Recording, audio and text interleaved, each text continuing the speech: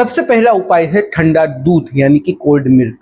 ठंडा दूध एसिडिटी में सबसे तेज राहत देने वाला उपाय माना जाता है।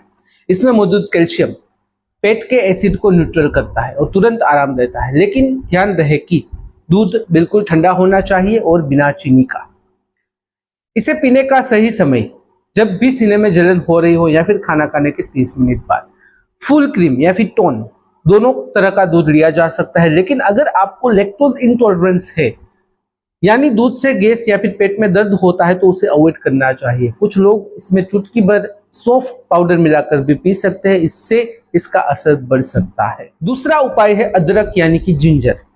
अदरक एक नेचुरल एंटी इंफ्लामेटरी हर्ब है, यानी शरीर की सूजन को कम करता है, खासकर पेट और जो अन्न प्रणाली है उसकी सूजन को। अगर आपको बार बार खट्टी डकारें आती है तो फिर अदरक बहुत ही उपयोगी हो सकता है।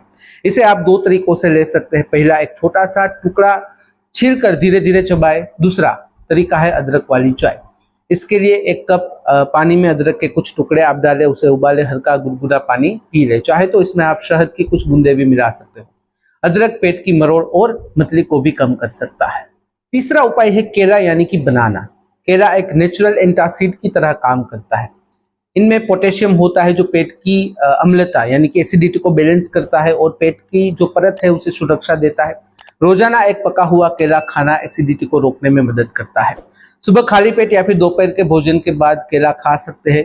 कोशिश करें कि केला पूरी तरह से पका हुआ हो। हरा या फिर कच्चा केला पेट में भारीपन पैदा कर सकता है। डायबिटीज के मरीजों को मात्रा कम करनी चाहिए या फिर ध्यान रखकर ही इसे खाना चाहिए। चौथा उपाय है सौंफ यानी कि फेनल सीड्स। सौंफ में कई पाचक गुण होते हैं और ये पाचन तंत्र को शांत करती है। खाना खाने के बाद 1 चम्मच सौंफ चबाना एसिडिटी, गैस और ब्लोटिंग से राहत दिलाता है। अब चाहे तो सौंफ की चाय भी बना सकते हैं। 1 गिलास पानी में 1 चम्मच सौंफ डालकर 5 मिनट तक उसे उबाले, फिर उसे हल्का गुनगुना ही पी ले। सौंफ का अर्क पेट को ठंडक भी देता है और इसका स्वाद भी ताजगी देने वाला होता है। पांचवा उपाय है जीरा और अजवाइन यानी कि cumin seeds and carom seeds. जीरा और अजवाइन दोनों ही एसिडिटी, गैस और अपच के बेहतरीन इलाज में से एक है। 1 चम्मच जीरा और 1 चम्मच अजवाइन को हल्का भून ले और इसे 1 गिलास पानी में उबाले। जब पानी आधा रह जाए तो उसे छानकर गुनगुना पी ले। दूसरा तरीका है इसका चूर्ण बनाकर रोजाना खाने के बाद आधा चम्मच पानी के साथ लेना। इससे पेट की गर्मी और एसिडिटी तुरंत कम होती है। जिन लोगों को बार बार खट्टी डकारें और गैस की समस्या होती है उनके लिए यह उपाय बहुत ही उपयोगी साबित होता है।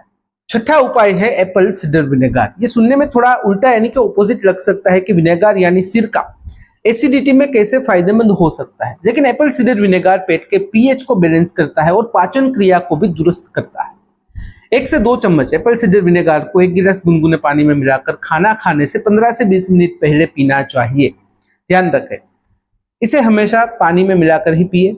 और जिन लोगों को अल्सर, गैस्ट्राइटिस या फिर किडनी की समस्या है उन्हें डॉक्टर की सलाह के बिना एप्पल साइडर विनेगर को नहीं कंज्यूम करना चाहिए। 7वां उपाय है आंवला। आंवला में भरपूर मात्रा में विटामिन सी होता है जो पेट की परत को हील करता है और जो एसिडिटी है उसे कम करता है, जो अम्लता है उसे कम करता है। एक बेहतरीन डिटॉक्सिफायर भी है।